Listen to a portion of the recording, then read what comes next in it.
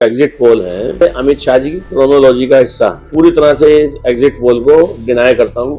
Exit poll पर पाबंदी लगाई जाए। पूरे हिंदुस्तान के जो रिजल्ट आएंगे वो लोगों को चौंकाने वाले होंगे। इंडिया गठबंधन यूपी में 30 से प्लस सीटें जीतने जा रहा है। हिंदुस्तान में इंडिया गठबंधन की सरकार बनने जा रही है। देश भर में 350 के आसपास सीट जाने वाली है।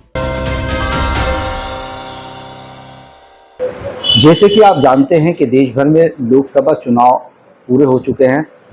4 तारीख को रिजल्ट आना है। ऐसे में तमाम तरह के जो चुनाव होते हैं उससे पहले जो चैनल्स के सर्वे होते हैं, एग्जिट पोल जिन्हें कहा जाता है, वो चैनल्स ने दिखाना शुरू कर दिया है। हालांकि इससे इंडिया गठबंधन यानी विपक्ष बिल्कुल इख्तलाफ रखता है। यानी उसका कहना है कि जो एग्जिट पोल दिखाए जा रहे हैं इसके परिणाम इससे विपरीत होंगे। मेरे साथ उत्तर प्रदेश कांग्रेस कमेटी के प्रदेश उपाध्यक्ष हाजी रिजवान कुरैशी साहब हैं। जिस तरीके से लोकसभा चुनाव मुकम्मल हो चुके हैं, 4 तारीख को रिजल्ट इसके आने हैं, उससे पहले एग्जिट पोल दिखाया जा रहा है।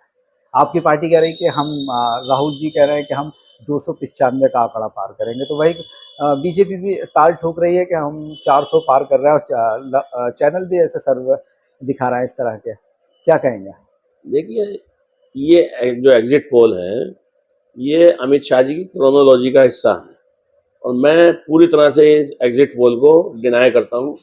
पूरी तरह से इसके सही होने पर प्रश्न चिन्ह लगाता हूँ, क्योंकि पहले भी एग्जिट पोल हुआ करते हैं और कितने सही कितने सटीक होते हैं आपने पहले भी देखा होगा। चाहे कर्नाटक का चुनाव रहा हो, चाहे हिमाचल का चुनाव रहा हो, तो एग्जिट पोल कहीं ना कहीं मैं तो ऐसा मानता हूं कि प्रायोजित होते हैं। और चुनाव आयोग से मैं ये अपील करना चाहूंगा, एग्जिट पोल पर पाबंदी लगाई जाए। ये भ्रम की स्थिति पैदा करते हैं और कहीं ना कहीं सरकार का सहारा बनते हैं।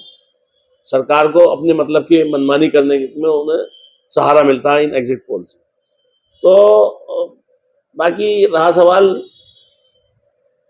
395 प्लस का, तो मैं ये कहना चाहूंगा राहुल गांधी वो दूरदर्शी नेता हैं जिन्होंने, आपको याद होगा, चाहे वो कोरोना की वेव आई हो, चाहे कोई भी देश में विपत्ति आई हो, चाहे नोटबंदी को लेकर के जो राहुल गांधी जी ने कहा है, नोटबंदी, डिमोनेटाइजेशन, मैं सारी चीजों पर आ रहा हूँ।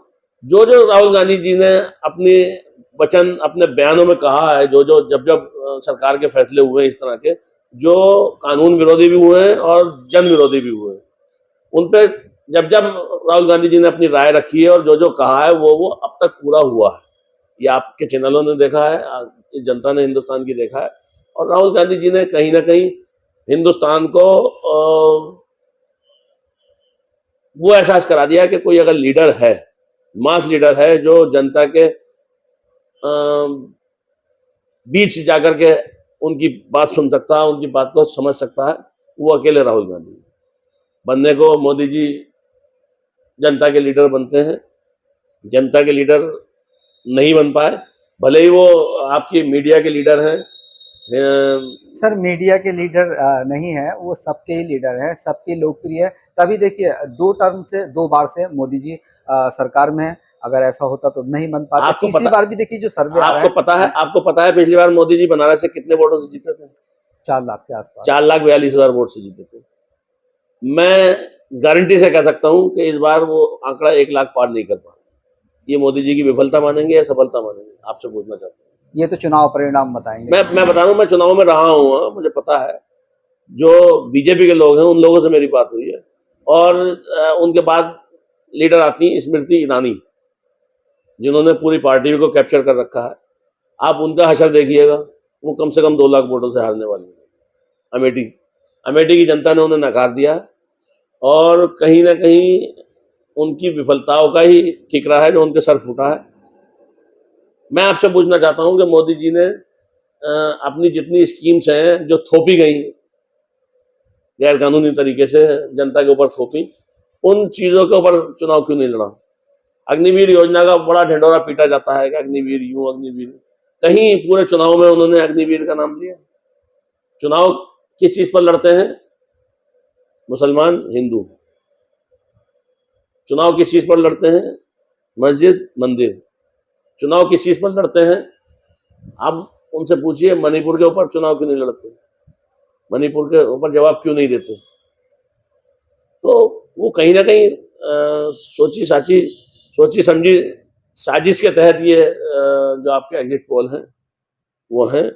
और मैं चुनाव आयोग से भी अपील करना चाहूंगा और अपने इंडिया गठबंधन के सभी कार्यकर्ताओं से, सभी पार्टियों के कार्यकर्ताओं से अपील करना चाहूंगा कि इस क्रोनोलॉजी को समझिए और पूरी तरह से मुस्तैदी के साथ में, अपनी निष्ठा के साथ में, अपनी अपनी पार्टियों की निष्ठा के साथ में काउंटिंग में जाकर के और पूरी तरह से मुस्तैदी के साथ में काउंटिंग कराइए।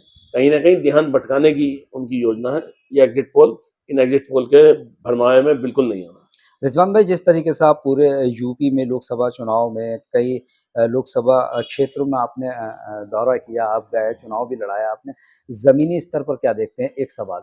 दूसरा ये कि जो ज़मीनी स्तर पर आपका जो मुद्दा था, बेरोज़गारी पर था, शिक्षा पर था, हेल्थ को लेकर था, वो मुद्दे क्या ईवीएम में कैद नहीं हुए? जिस तरीके से रुझान अभी तक बता रहे हैं, माफ़ कीजिएगा, जो एग्जिट पोल देखिए एग्जिट पोल में। रुझान और रिजल्ट ये दोनों बिल्कुल अलग होते हैं।